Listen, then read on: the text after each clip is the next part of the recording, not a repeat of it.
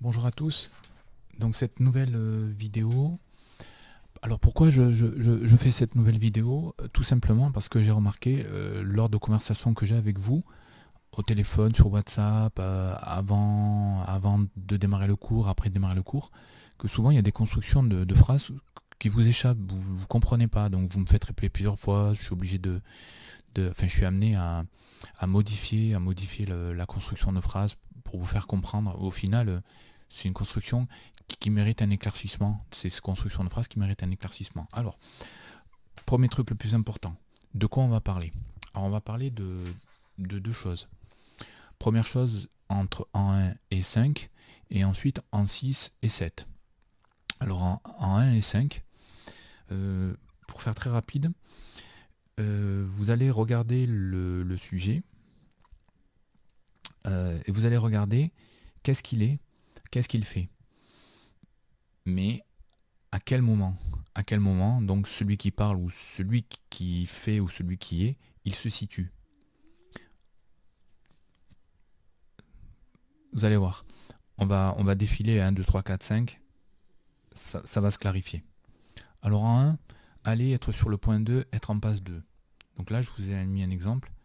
Elle va rendre visite à sa tante. Vous voyez, je souligne va. Donc vous voyez, c'est le verbe aller. Hein. Elle va rendre visite à sa tante. Ça vous rappelle pas quelque chose, ça? Je vous avais dit que pour construire un futur proche, on avait besoin du verbe aller au présent plus un infinitif. Je vous avais donné l'exemple, vous vous rappelez, je vais faire la vaisselle. Donc je vais faire la vaisselle, c'est un futur proche.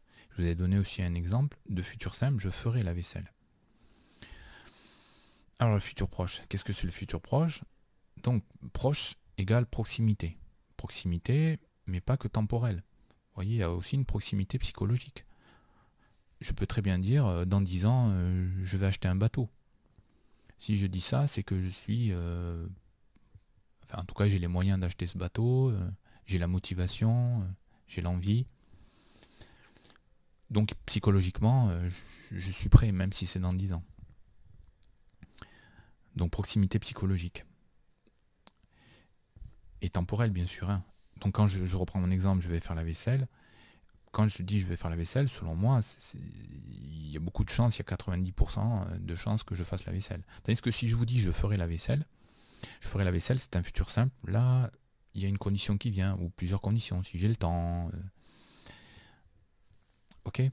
Donc, ne confondez pas la notion de mouvement, donc elle va rendre visite à sa tante. On peut remplacer elle n'est pas partir, et je vais lire un livre ce soir. En 2. Donc on a commencé à. Donc je vais donner un exemple, il commence à pleuvoir. Alors là, vous voyez, tout à l'heure je vous ai dit à quel moment je me situe. Oui, celui qui dit il commence à pleuvoir, à quel moment, vous voyez, ça, on parle. Quand je dis il commence à pleuvoir, on est au début de ce qui se passe, de la pluie. En 3, être en train de. Quand je dis dans l'exemple je suis en train de préparer mes affaires, là je suis dans la préparation des affaires. On est en cours de. En 4, quand je dis finir 2, cesser 2, achever 2, là je finis quelque chose et j'arrive. Donc c'est en voie de se finir. C'est pas encore fini, c'est en voie de se finir. En 5, venir 2. Alors là j'ai un exemple, elle vient de partir. Mais vous voyez, je vais développer ça parce que elle vient de partir. Ça va pas m'aider à vous expliquer bien. Alors peut-être on va utiliser elle vient de téléphoner. Ok, donc on va prendre l'exemple, elle vient de téléphoner. Elle vient de téléphoner, vous imaginez, ça veut dire elle a terminé son échange téléphonique. On est juste après l'échange téléphonique. Par exemple, si elle appuie sur le bouton fin de la communication à 19h55 et 59 secondes, à 19h56, elle ne téléphone plus. Donc là, on est juste après le stade final. D'accord? Mais on a une deuxième notion où je vous avais dit que venir de plus infinitif, ça servait aussi à exprimer un passé proche. Ok, donc là on a fini pour les idées, pour l'idée de temps. Ici on va aborder autre chose avec pouvoir et devoir. Donc pouvoir, donc je peux plus infinitif. Pareil pour devoir, hein. Je dois plus infinitif. On va voir à quoi ça sert. Alors très rapidement, très simple.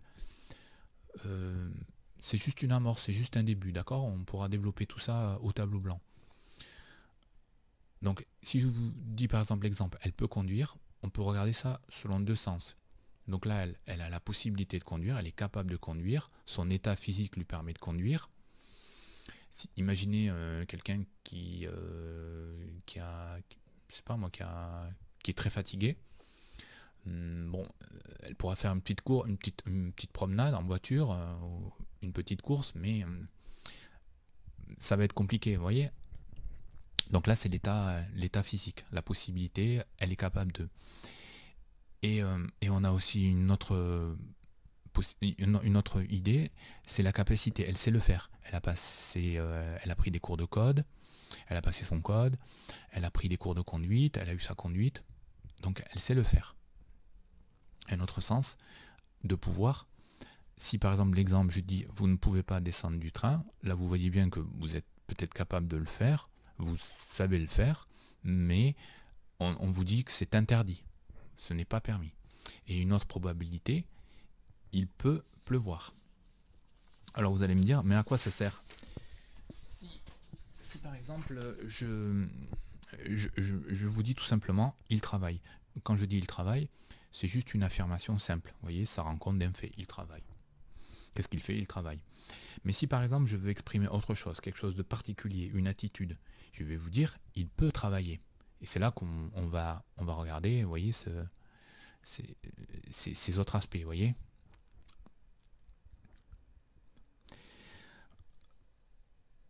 En 7, devoir, donc l'obligation. Je dois partir. Là, j'ai cette obligation de partir, peu importe, est-ce que ça dépend de moi, est-ce que ça dépend d'autre chose. Mais aussi, on peut trouver un autre exemple où on va dire, par exemple,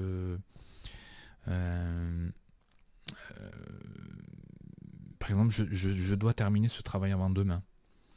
Là, on peut très bien exprimer cette idée que ça rend compte vraiment d'une nécessité qui ne dépend pas de moi. Vous voyez, donc quand je dis je dois terminer ce travail avant demain, on me demande de faire ce travail. Si je dis par exemple la porte doit rester ouverte, vous voyez, ça ne dépend pas de moi, c'est qu'il y a une raison. Peut-être qu'on souhaite qu'il y ait un courant d'air, j'en sais rien moi, ou peut-être qu'on souhaite que les personnes puissent sortir très rapidement. D'accord? Voilà. Voilà, c'est tout ce que je voulais vous dire pour cette vidéo. Et à très bientôt pour un prochain cours. Merci.